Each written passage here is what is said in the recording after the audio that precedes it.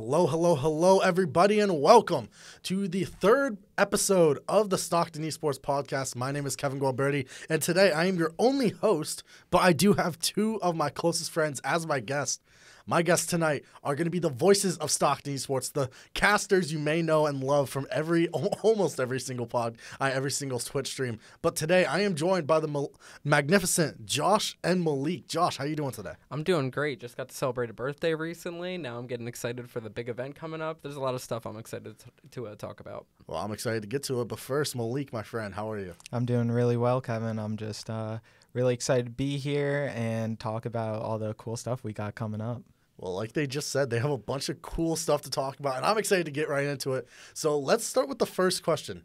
Both of you guys this year are joining us for event planning, casting, talent management, so many different things. You guys are jack of all trades at this point, but you two have two brand new events coming up. The first one coming up in a week from recording date, a couple days from the upload date. It's the Minecraft Hunger Games. Josh, do you want to talk a little bit about that? Yeah, the Minecraft Hunger Games idea was something that I came up with, I believe, last semester or the semester before the last one. It essentially was to celebrate this classic nostalgic feeling that a lot of people have because Minecraft, one, a lot of people grew up with Minecraft, and two, the Minecraft Hunger Games survival games mode setup experience was something that was like a shared tradition amongst everyone that played Minecraft. That was like one of the things to do. And when we found out there was a new movie coming, that was the opportunity of the timing was perfect. We have this great opportunity to get a bunch of students, a lot of new students coming in. So overall, the excitement for this potential nostalgic run-back trip while playing into the films that got the entire thing going, I think it's going to be so much fun. It's going to be probably our biggest event ever player-wise, which I think is just going to be absolutely gnarly to see, and I can't wait to see just everything turn out as good as we're hoping for it to. And Malik, we haven't even done actual promotion for this event yet. We're a week out. We're starting to do a promotion today. This is going to be the 9th of October. We're starting the promotion today. We already have sign-outs out.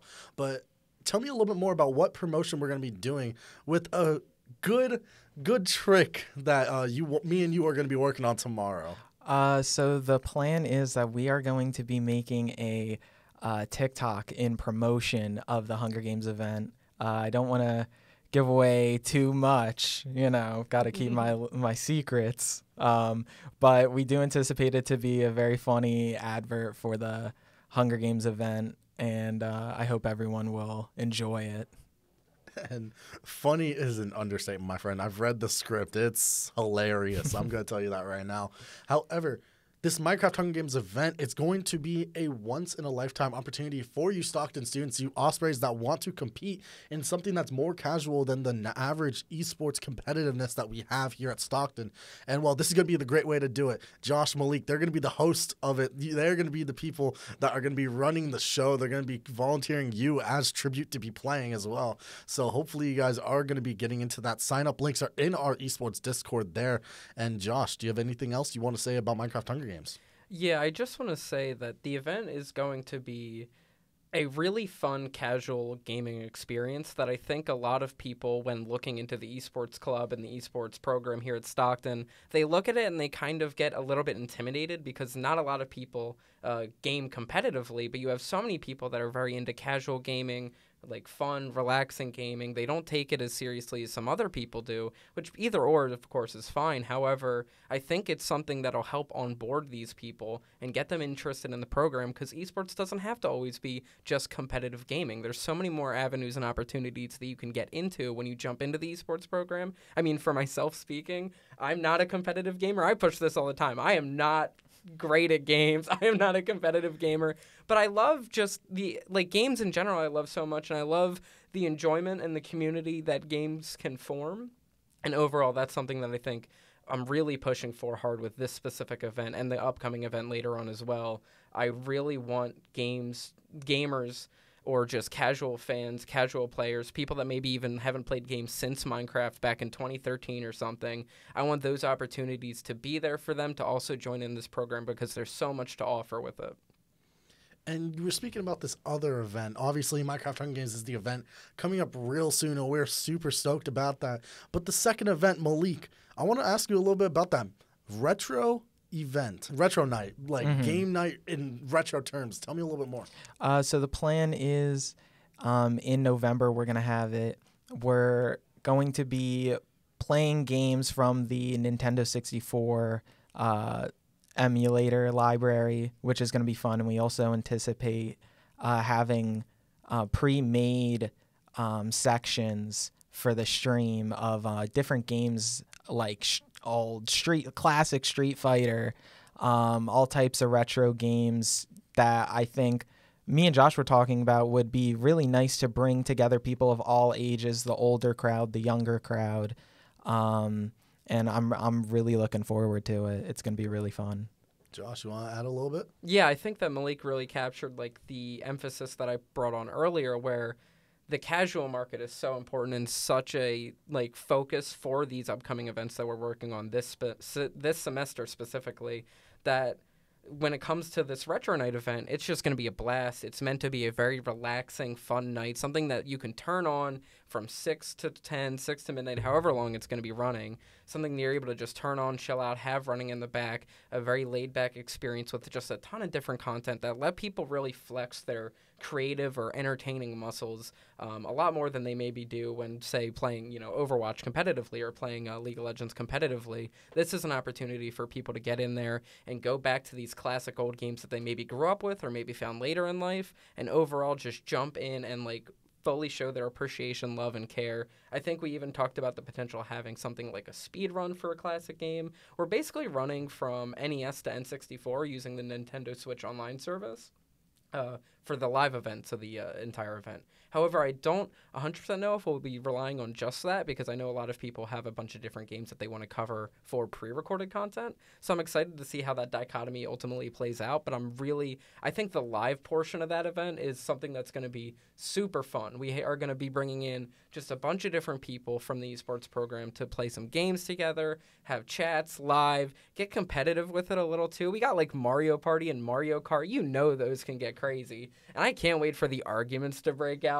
The blue shells going in and just going wild, throwing people off their game in Mario Kart, or just the Chance Time, I believe. Chance Time is this thing in Mario Party where you can hit this space, and then you hit the space, and it essentially is a roulette of 3 different blocks.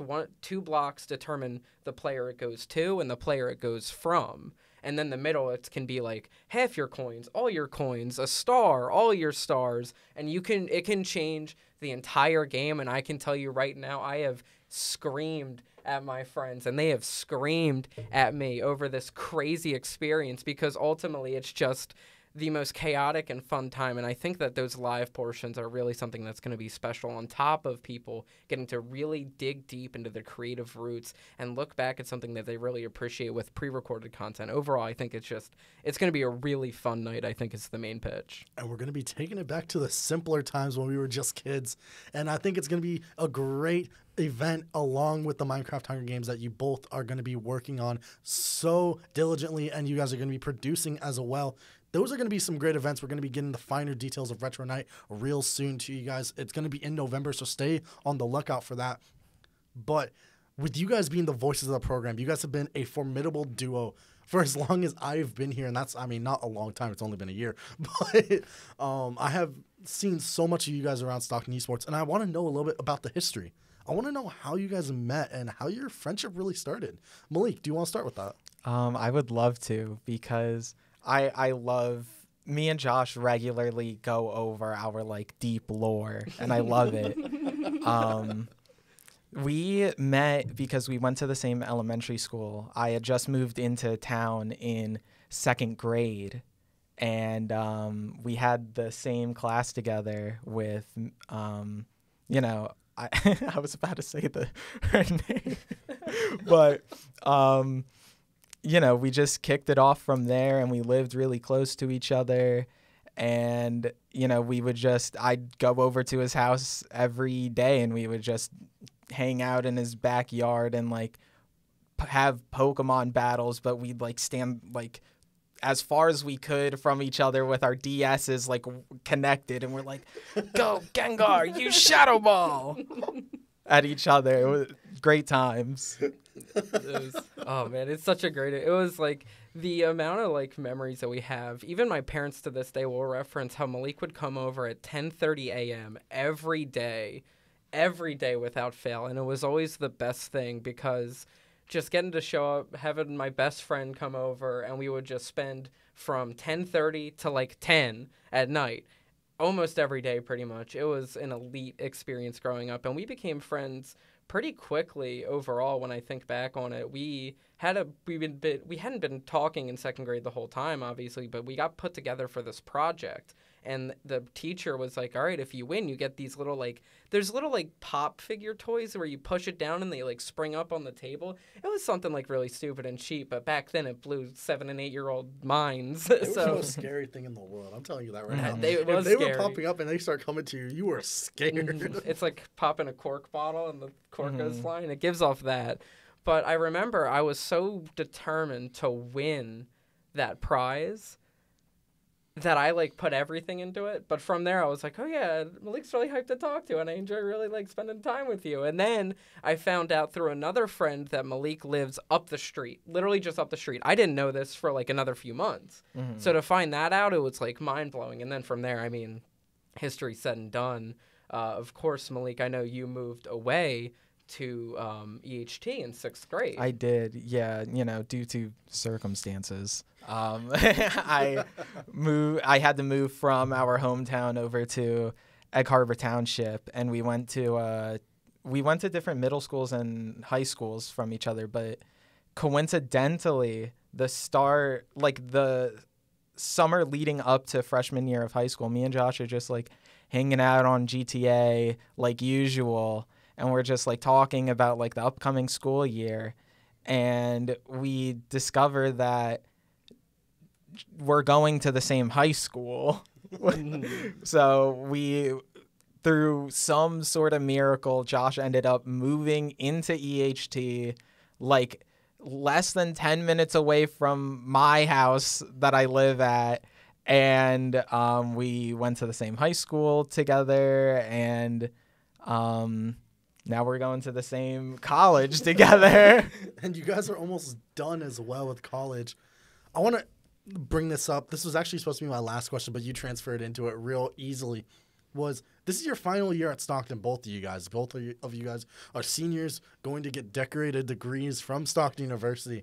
But I just want to know, with this last year, you guys have your events coming up. You guys have casting. You have all these things. Josh, you went to DreamHack Dallas with us. I'm going to talk about that a little bit later. However, what goals do you guys want to accomplish, either together or personally? For me, I know I just want to knock out every idea I have beforehand. I want to get every opportunity I can out there, throw out all my ridiculous, crazy ideas. And I've thrown out like a bunch of random ideas. The Minecraft Hunger Games idea was a big random idea that I like conjured up in my head and then pitched it all at once. And now in like less than a week, we're going to be doing it. So I'm really curious to see how the next events that I can just come up with and conquer and just really take on confidently, because I want to build up this like resume of stuff that I'm proud of, that I also think is just really cool to do. Like these really cool experiences, like the 24-hour stream was such a cool experience, and it was something that I had been dreaming of doing. And I remember pretty much every minute, every hour of that event, because I stayed up the whole 24 hours for that event. I didn't go to bed that night. Fun fact, we finished at 1 p.m. I did not sleep until 11 p.m. after, because I didn't want to ruin my sleep schedule. But on top of that, I don't know, I was too excited, too energized from the overall experience, and I'm like, I want to chase that more and more. So ultimately, before I have to leave, I want to do that as much as I can, just keep getting those experiences going. As for me, being a transfer student, and like when I transferred to Stockton, I changed my major from education to communications. So my whole credits, I'm in like a weird situation.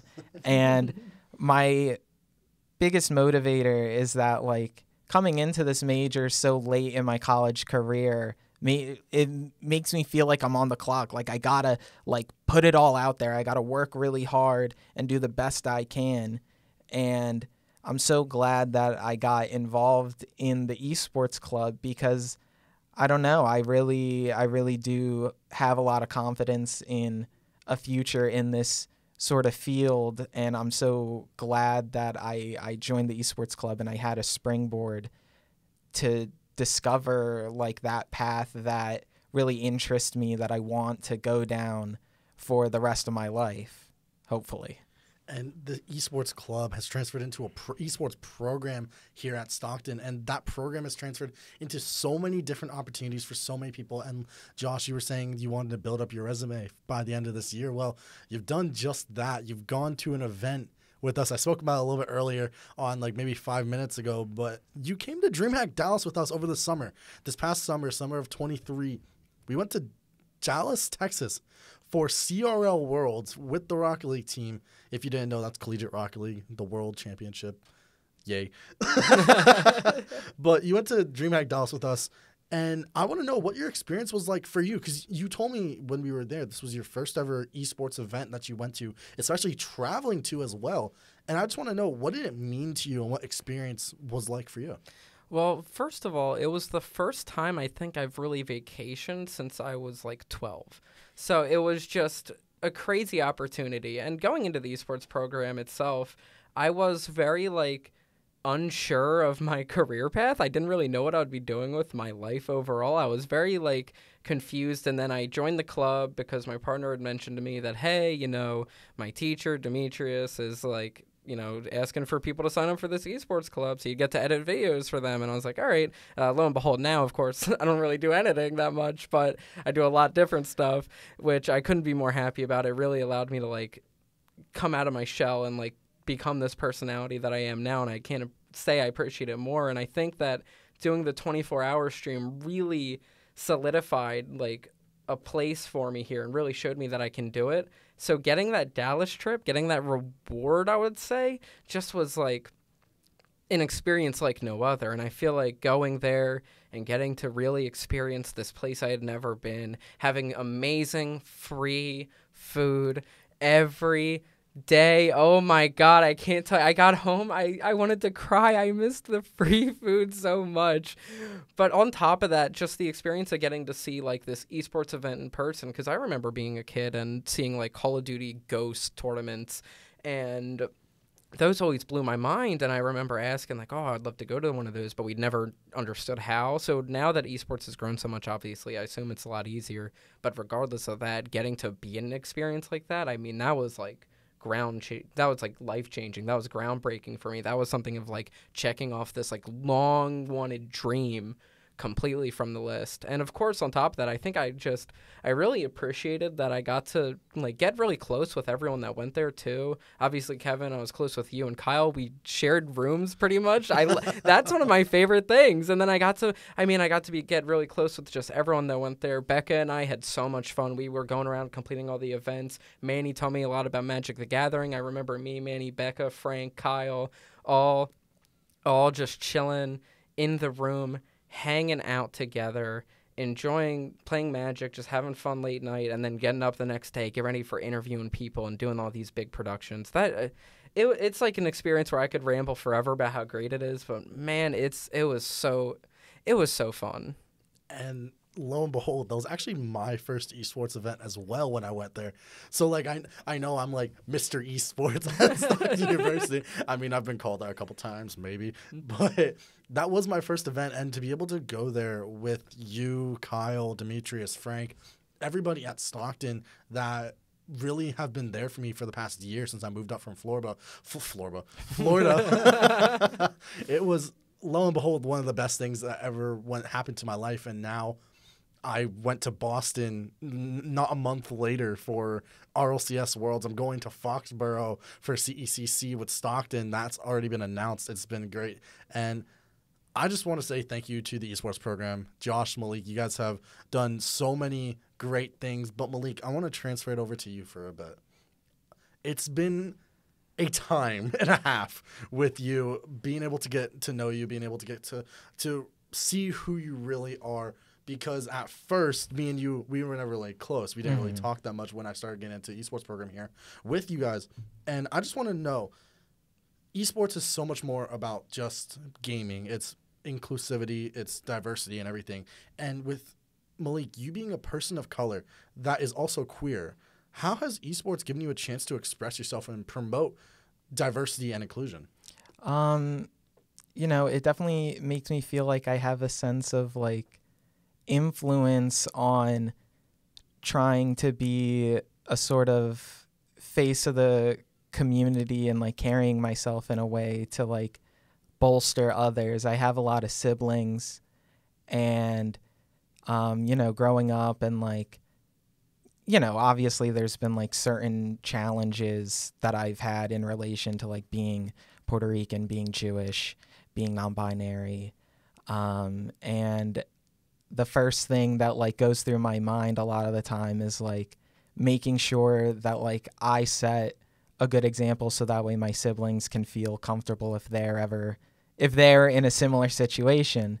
And I extend a lot of that mentality to the esports club because, I don't know, I've been on the receiving end of a lot of like unsavory comments about like who I am in the gaming community as a whole. Like the gaming community can be so toxic, and no one wants that. Everyone wants to have a space to feel comfortable, and I definitely do think a lot of those connotations about like the community at large is what feeds into like the intimidation people can feel in terms of getting involved in esports. The fear of like, oh, well, these like stereotypical gamers are going to be there and make me feel uncomfortable.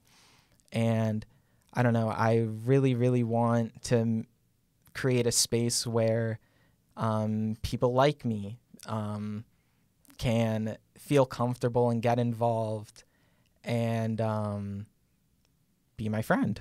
I mean, just being able to hear that you want to help others as well is more respectable than you know. Like, being one of the very minority of people that are colored and also queer in the community, it comes with its limitations, but it also comes with their expectations as well. And I just want to say you have done such a good job at combating everything. You and Josh as well. You guys have been the voice of the program for so long. You guys have been doing some amazing things. And I know I was saying thank you to the program, but I genuinely have to say thank you. Thank both of you guys for everything you guys do and everything you guys will do, because the 24-hour stream, Josh, you're saying it's going to return. We're going to make it happen. Yeah. Don't worry about that. Let's go. We're going to be getting you guys on some more Overwatch, Rocket League, League of Legends, all these other different streams as well. Street Fighter 6 for Malik as well. We're going to be getting some more for that. But is there anything you guys want to say? This is going to be the end of the podcast. Thank you guys so much for joining me. Malik, I'm going to send it to you first. Is there any last words for the podcast for the people at home? Tune in October 17th for Minecraft Hunger Games, Stockton Esports, Twitch. Tune in. It's going to be great. And you heard it here. If you are not signed up, get signed up as well. Link is going to be out for when this is posted 2 days before it closes. So it's going to be shutting up on Sunday. shutting down on Sunday for sign-ups so we can get everything organized. But Josh, final words. Obviously you did the ad read, so I think I'm good. I just want to say thank you so much to the program. This program really has been like a change of course and a change of life for me, and I hope for you as well, Malik. And I really think I've become a lot better of a person, and I've become a lot more confident as a person through this program. And I really, really hope to continue to grow and evolve and really step into my own more and more. And I'm thank you to the program for that, honestly. Absolutely. Thank you guys so much for this opportunity. Well, that is going to be it for this podcast, episode 3, with the voices of the program, Josh and Malik. Ooh. Thank you guys so much for joining me today. My name's been Kevin Gualberti. I'm known as KevDog online. Make sure to follow Stockton Esports on Twitch, Twitter, every other social media platform. It's at Stockton Esports. That's what it is. This is going to be going up on our YouTube channel, on the Discord as well. So make sure to be in there. And thank you guys so much for watching. Hope you guys have a great rest of your day. And goodbye, everybody.